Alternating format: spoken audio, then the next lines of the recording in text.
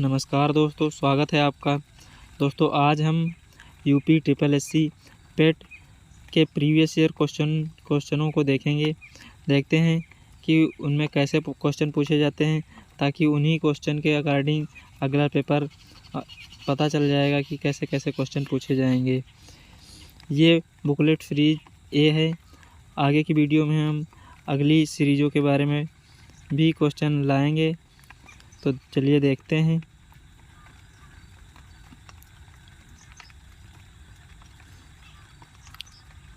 दोस्तों इसमें पहला क्वेश्चन है, भारत में शासन करने वाले दिए गए शासकों का काल क्रमानुसार सही क्रम क्या है? तो शेरशाह सूरी, अकबर, अलाउद्दीन खिलजी, इल्तुतमिश। तो इसमें आप सबसे पहले इल्तुतमिश का शासन हुआ था, उसके बाद अलाउद्दीन खिलजी आया, उसके बाद शेरशाह सूरी और फिर अकबर। तो इसमें आपको चौथा और दूसरे नंबर पर तीसरा, फिर पहला और दूसरा, ये दोस्तों बी में होगा, जो बी सही आपका हो जाएगा। तो इसमें सबसे पहले नंबर 1 पर इल्तुतमिश का शासन हुआ था, और फिर दूसरे नंबर पर अलाउद्दीन खिलजी आया था, और उसके बाद शेरशाह सूरी और फिर लास्ट में अकबर।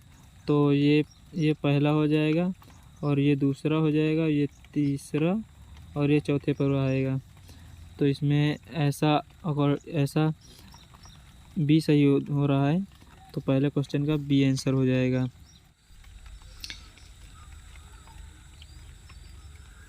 अगला क्वेश्चन है, निम्न में से कौन से संत शिवाजी के समकालीन थे? तो इसमें आपके शिवाजी के समकालीन तुकाराम थे, इसलिए आपका ए आंसर सही हो जाएगा। अगला क्वेश्चन है, बंगाल के प्रथम गवर्नर जनरल कौन थे? तो बंगाल के प्रथम governor general Lord Warren Hastings थे। अगला क्वेश्चन देखते हैं, चरक संहिता संबंधित है। चरक संहिता संबंधित है आपकी चिकित्सा से। चरक संहिता आपकी चिकित्सा से संबंधित है। ये अगला क्वेश्चन देखते हैं।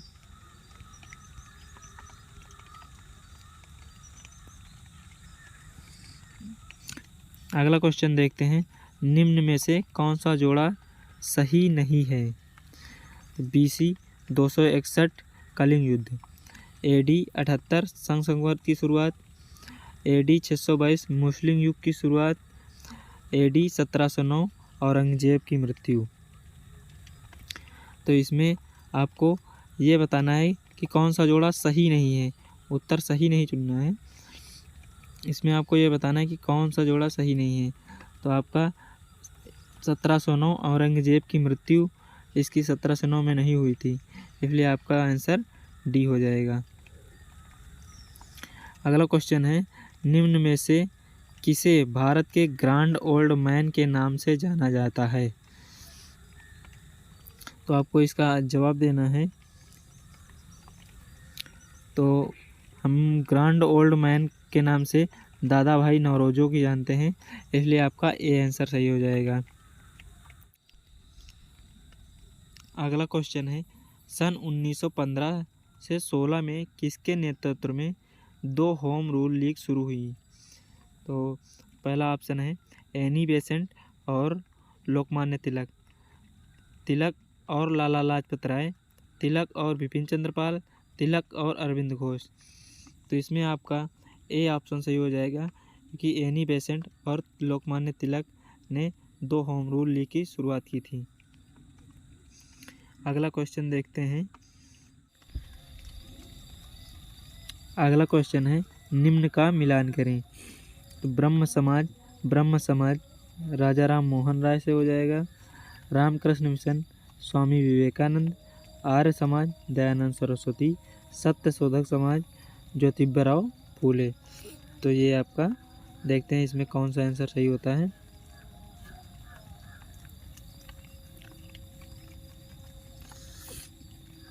ब्रह्म समाज यानी ए का तीसरा, तो ए का तीसरा इसमें है, और फिर रामकृष्ण मिशन स्वामी विवेकानंद इन दोनों में है।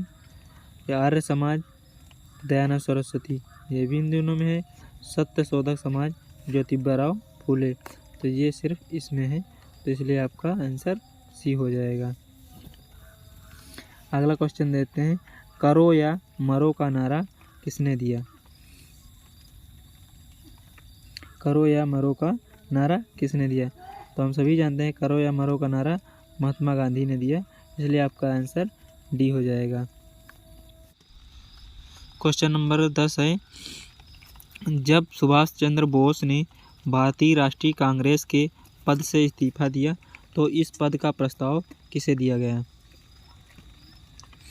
तो ए नंबर है जवाहरलाल नेहरू, बी नंबर है पट्टाभी सीतारामैया, सी डॉक्टर राजेंद्र प्रसाद, जे.बी. कृपलानी।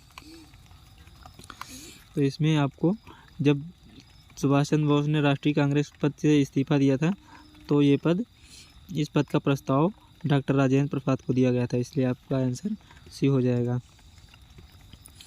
अगला क्वेश्चन है, सलाल पन बिजली परियोजना किस नदी पर स्थित है? तो ये आपका झेलम नदी पर स्थित है, इसलिए आपका आंसर सी हो जाएगा। अगला क्वेश्चन है, वसंत विषु होता है, तो वसंत विषु 21 मार्च को होता है, इसलिए आपका आंसर ए हो जाएगा। अगला क्वेश्चन है, राजस्थान में खेतड़ी परियोजना किसके उत्पादन के लिए प्रसिद्ध है? तो राजस्थान में जो खेतड़ी परियोजना होती है वो तांबा के उत्पादन के लिए जानी जाती है, इसलिए इसका भी आंसर आपका सी हो जाएगा। अगला क्वेश्चन है, काजीरंगा राष्ट्रीय उद्यान स्थित है? काजीरंगा राष्ट्रीय उद्यान असम में स्थित है, इसलिए आपका आंसर बी हो जाएगा। अगला क्वेश्चन है, निम्नलिखित में से कौन सी हिमालयी नदी तंत्र की नदियां हैं? तो इसमें आपको बताना है कावेरी, गंगा, ब्रह्मपुत्र, गोदावरी। तो हिमालय से निकलने वाली नदियां, गंगा हिमालय से निकलती है, ब्रह्मपुत्र हिमालय से निकलती है, कावेरी ये दक्षिण भारत की नदी है और गोदावरी ये भी दक्षिण भारत की नदी है। तो इसमें 2 और तीसरा, तो आपका आंसर बी हो जाएगा। अगला क्वेश्चन है, बैंक दर का अर्थ है साहूकारों द्वारा ली जाने वाली ब्याज दर, अनुसूचित बैंकों द्वारा ली जाने वाली ब्याज दर, बैंकिंग संस्थाओं के लाभ की दर, देश के केंद्रीय बैंक द्वारा ली जाने वाली आधिकारिक ब्याज दर। तो इसमें देश के केंद्रीय बैंक द्वारा ली जाने वाली आधिकारिक ब्याज दर होती है बैंक दर, इसलिए आपका आंसर डी हो जाएगा। अगला क्वेश्चन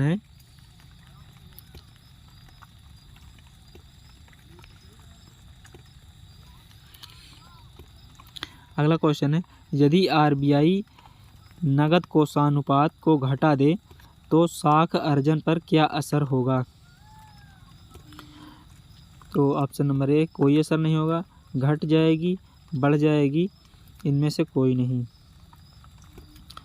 तो इसमें यदि आरबीआई नगद कोषानुपात को घटा देती है तो साख सर्जन जो होती है वो बढ़ जाती है, इसलिए आपका आंसर सी हो जाएगा।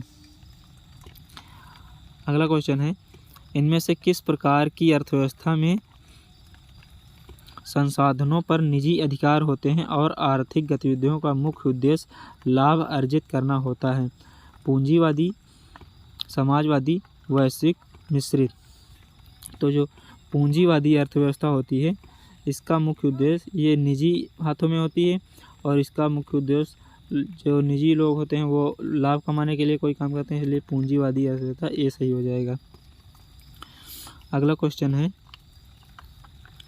100 रुपये का नोट किसके द्वारा हस्ताक्षरित होता है?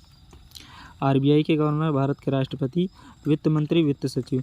तो 100 रुपये के नोट पर आप देख सकते हैं कि आरबीआई के गवर्नर के दस्तखत होते हैं, इसलिए आपका आंसर ए सही हो जाएगा।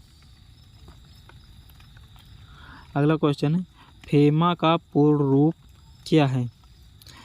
फेमा का फुल फॉर्म पूछा है, तो fund exchange media agency, foreign exchange management act, finance and export management association, foreign export market agency. तो इसमें foreign exchange management act FEMA का पूरा नाम है, तो इसलिए आपका आंसर बी सही हो जाएगा। अगला क्वेश्चन है, भारत के संविधान में जन स्वास्थ्य एवं स्वच्छता किसमें शामिल है? तो जन स्वास्थ्य और स्वच्छता राज्य सूची के विषय में आते हैं, इसलिए आपका आंसर ए सही हो जाएगा। अगला क्वेश्चन है, भारत में पंचायती राज व्यवस्था भारत में पंचायती राज व्यवस्था इसके अंतर्गत रखी गई है। पंचायती राज व्यवस्था राज्य के नीति निर्देशक तत्व के अंदर रखी गई है, इसलिए आपका आंसर सी सही हो जाएगा।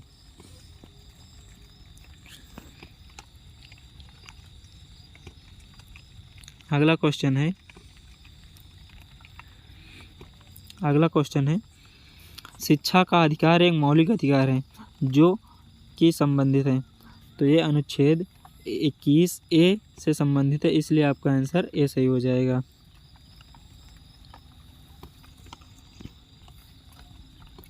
अगला क्वेश्चन है, निम्न में से किसने संविधान सभा में उद्देश्य प्रस्ताव पेश किया था? तो जवाहरलाल नेहरू ने उद्देश्य प्रस्ताव पेश किया था, इसलिए आपका आंसर ए सही हो जाएगा। भारतीय संविधान में किस अनुच्छेद में अल्पसंख्यकों के हित निहित हैं? तो अल्पसंख्यकों के हित अनुच्छेद 29 में निहित हैं।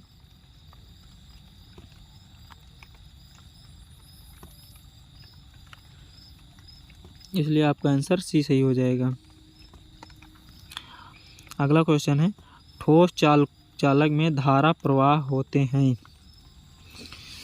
प्रोटॉन, न्यूट्रॉन, मुक्त इलेक्ट्रॉन। तो ठोस चालक जो होते हैं उनमें मुक्त इलेक्ट्रॉन प्रवाहित होते हैं, इसलिए आपका आंसर सी सही हो जाएगा।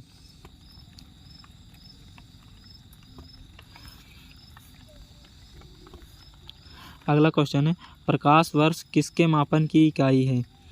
एक वर्ष में मापी गई रॉकेट की गति, एक वर्ष में निर्वात में ध्वनि द्वारा चली गई दूरी, एक वर्ष में निर्वात में प्रकाश द्वारा चली गई दूरी, हवाई जहाज की गति। तो प्रकाश वर्ष जो होता है वो एक वर्ष में निर्वात में प्रकाश द्वारा जितनी चली गई दूरी होती है उसे प्रकाश वर्ष कहा जाता है, इसलिए 27 नंबर का ऑप्शन सी सही हो जाएगा। अगला क्वेश्चन है, ब्लीचिंग पाउडर का रासायनिक नाम कौन सा है?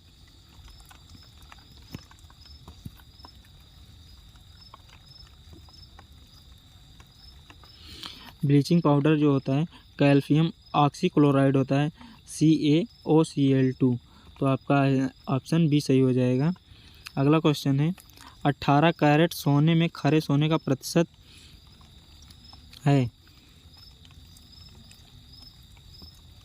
18 कैरेट सोने में 75% खरा सोना होता है, इसलिए बी सही हो जाएगा आपका आंसर। अगला क्वेश्चन है, संतरे में बहुतायत में होता है? संतरे में विटामिन सी होती है, इसलिए आपका आंसर सी सही हो जाएगा।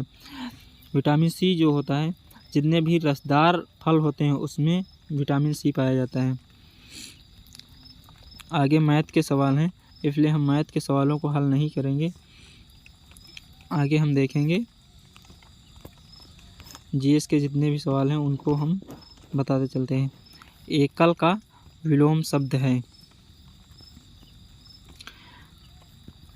एकल का विलोम शब्द हो जाएगा बहुल, ऑप्शन ए। अगला क्वेश्चन है, दर्प का पर्यायवाची कौन सा है? दर्प का पर्यायवाची अहंकार होता है। मन को हरने वाला वाक्य के लिए दिए गए विकल्प में से एक शब्द चुनिए। मन को हरने वाला मनोहर कहा जाता है, इसलिए आपका आंसर बी सही हो जाएगा। अगला क्वेश्चन है, गागर में सागर भरना मुहावरे का अर्थ लिखिए। गागर में सागर भरना, दोहों की रचना करना, थोड़े में बहुत कहना, बहुत बोलना, कम बोलना।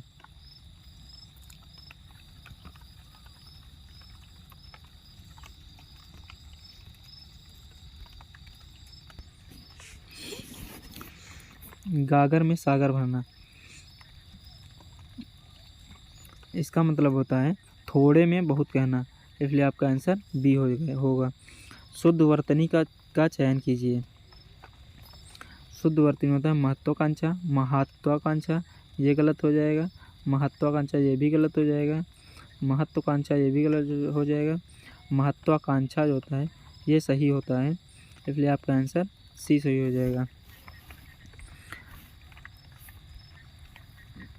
आगे पैसेज दिया गया है, इस पैसेज को ध्यानपूर्वक पढ़ना है, उसके बाद उत्तर देना है।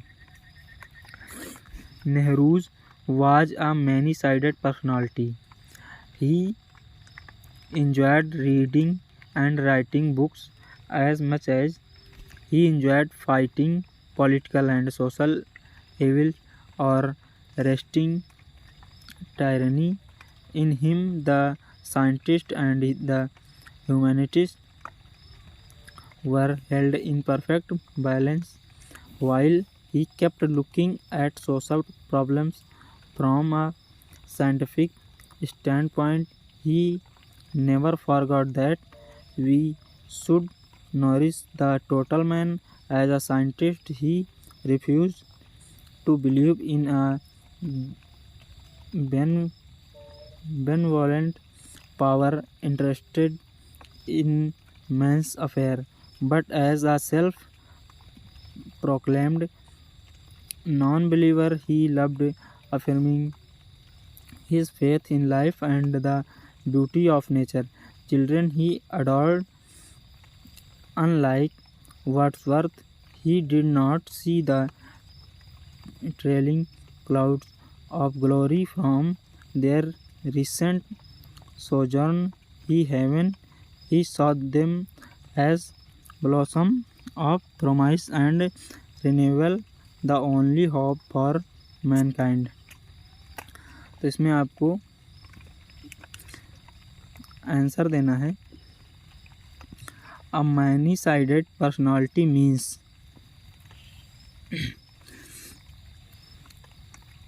मैनी साइडेड पर्सनालिटी का मतलब होगा a person having varied interested. आपका आंसर सी सही हो जाएगा। अगला है Pandit Nehru enjoyed reading and writing books, fighting political and social evils, wresting tyranny, doing all these and much more। इसमें आपके सारे सही होंगे, इसलिए आपका आंसर डी सही हो जाएगा। अगला क्वेश्चन है which of the following statements reflect Pandit Nehru's point of view. Human is more important than science. Science is supreme and humanism is subordinate to it. Science and humanism are equally important. There is no common ground between science and humanism. इसमें आपका C answer सही हो जाएगा। Science and humanism are equally important। अगला question है give synonyms of following famous. Famous का आपको synonym बताना है। फेमस का साइनोनिम आपका पॉपुलर हो जाएगा। आंसर सी होगा।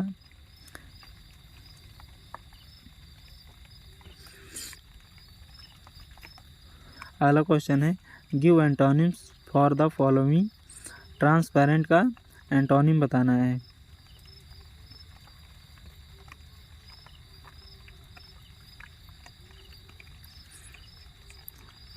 45 नंबर का आपका सी सही हो जाएगा। Of Q. अगला क्वेश्चन है 46 नंबर दिए गए विकल्पों में से संबंधित शब्द का चयन कीजिए। पक्षी विज्ञानी पक्षी से संबंधित है और नर विज्ञानी मानव से संबंधित हो जाएगा। इसलिए आपका आंसर सी सही होगा। अगला क्वेश्चन है, उस शब्द का चयन कीजिए जो समूह के बाकी शब्दों से मेल नहीं रखता। तो पहला है दही, मक्खन, पनीर, तेल। तो इसमें आपका सी सही हो जाएगा, आंसर सी सही होगा, क्योंकि दही, मक्खन, पनीर ये सब दूध से बनते हैं और तेल जो है ये अलग की वस्तु है, इसलिए आपका तेल सही हो जाएगा, ऑप्शन सी।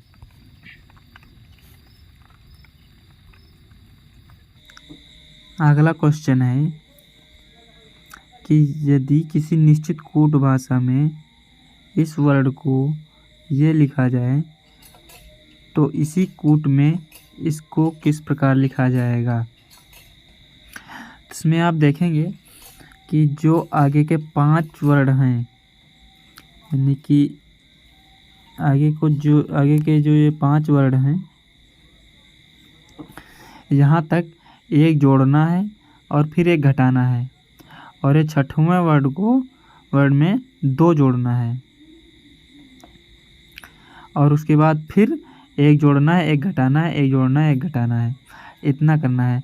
यानी कि पी में यदि हम एक जोड़ेंगे तो पी के बाद क्यों आता है, फिर आर से एक घटाएंगे तो आर के पहले क्यों आएगा, और ओ के बाद ओ में फिर हम जोड़ेंगे तो ओ के बाद फिर पी आएगा, और फिर डी में हम घटाएंगे तो डी के पहले सी आ जाएगा, और यू में फिर हम जोड़ेंगे तो यू के बाद वी आएगा, उसके बाद सी में हमें 2 जोड़ना है, डी और ई, इसलिए ई आएगा, और उसके बाद फिर हमें टी में एक जोड़ना है तो टी के बाद यू आएगा, और फिर आई में एक घटाना है, आई में हमें एक घटाना है तो एच आएगा ओ के पहले, और ओ में फिर हमें जोड़ना है तो ओ के बाद पी आएगा, और फिर एन में एक घटाना है तो एन के पहले एम आएगा, और एस में फिर एक जोड़ना है।